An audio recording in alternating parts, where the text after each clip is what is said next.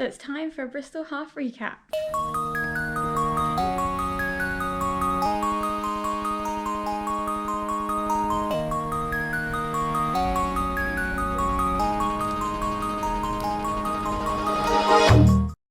I didn't get too much footage of the race because honestly, probably about 5k in, I just went into massive race mode and just put the camera away and didn't film anything. But you've probably just seen a few clips of what it was like. There were so many people there.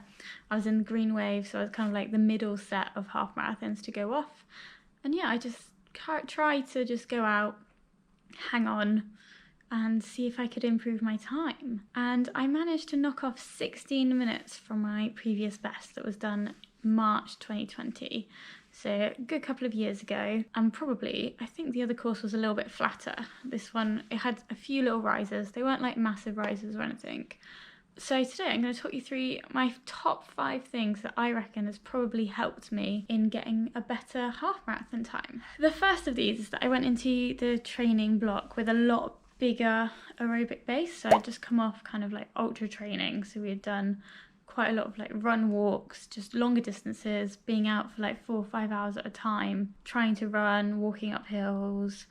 And I just think that having that base and that foundation really helped me build in some speed work afterwards. Obviously, that's not to say like you need to do an ultra before you do a half marathon or anything like that. I just think having done those longer runs, I was probably in a better position to start training for the shorter distances.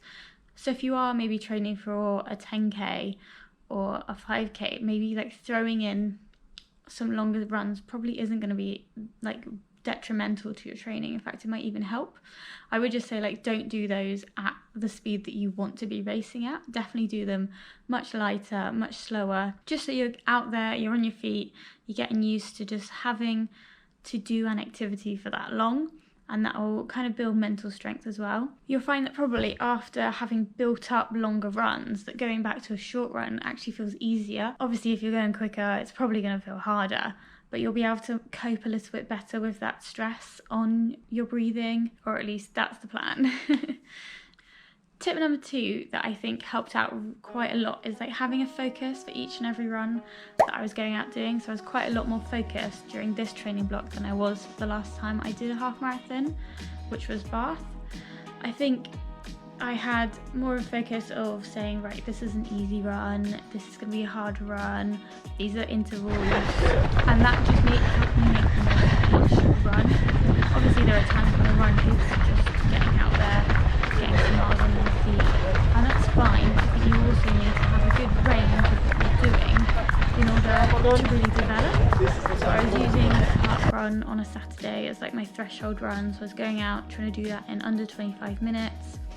On top of that, I've also been doing a few track sessions here and there. So obviously I've been trying to hit the intervals with as much as I can, and then just really taking that rest and recovery periods in order to try and keep going with the reps without failure. But obviously that's not always what happens. On top of that, there were just normal kind of like recovery runs here and there, which were just much slower, probably about a minute, nearly even 2 minutes per kilometre slower than what I was kind of hoping for, in order just to have a rest, but also be out there being active as opposed to just sitting around. Because I do find that sometimes if you sit around for too long, your legs don't really like going back to training. So those kind of runs I did tend to do the day before a track session, just to keep the legs ticking over so they weren't too like seized up for the next day of training. So adding in variety should really help you with your training in terms of getting in aerobic threshold work, working on your foundations.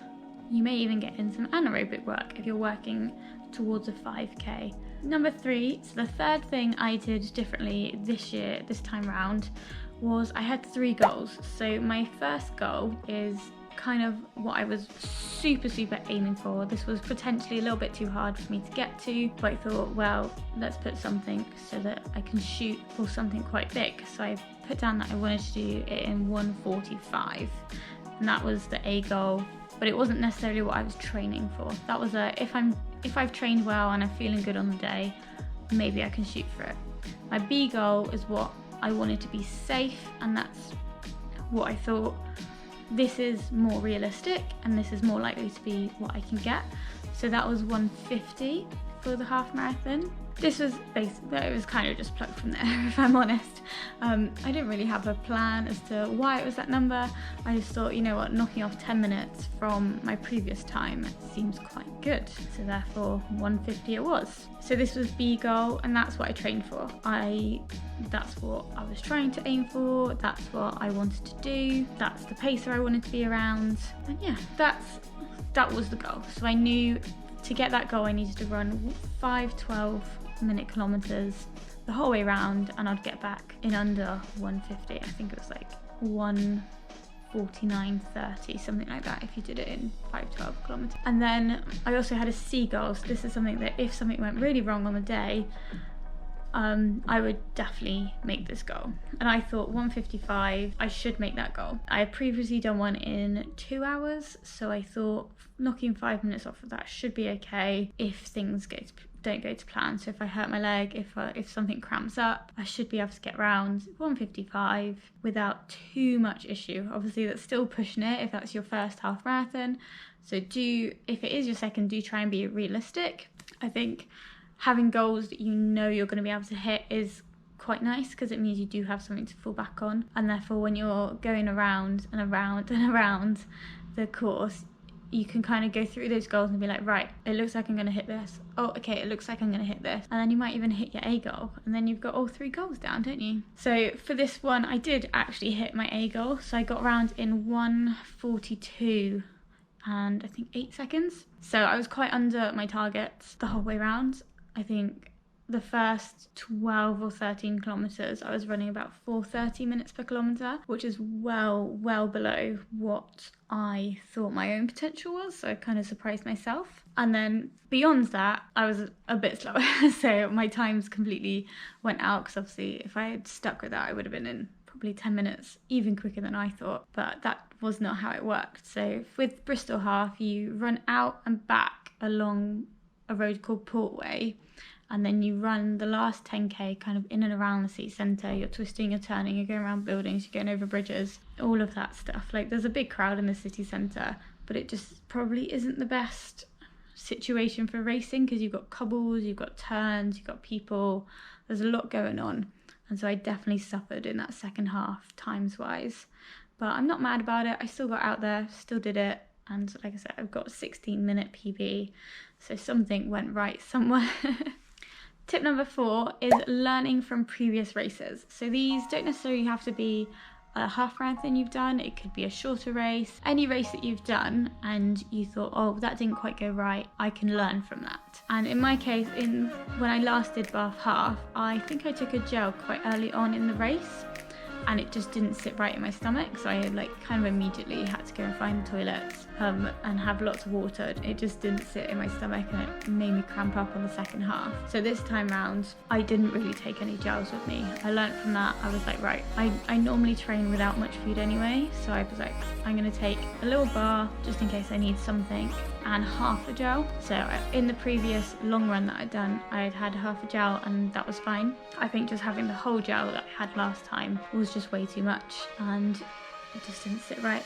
So learn from previous races, whether that's you've learned a shoe isn't quite right, maybe you've learned that the socks you're wearing don't quite suit you. There's loads of things that you can learn from different races. You might even find out that having a big city race just isn't for you. Like, having lots of people around you might make you feel a little bit claustrophobic, so maybe learning from that and finding a smaller race, one that doesn't necessarily have that many people. And then alternatively, you can learn the other way around as well. You can learn that maybe actually having big crowds around you is going to motivate you, and it is going to make you hit those targets a little bit easier than it would if the streets were empty and there wasn't really very many supporters. Tip number 5. So the last thing that I've done a little bit differently this time around is I joined a running club. So I don't necessarily think that joining the running club is the thing that's made me run faster. I don't think, well, there's probably some clubs out there claiming that if you run with them, you'll definitely get faster.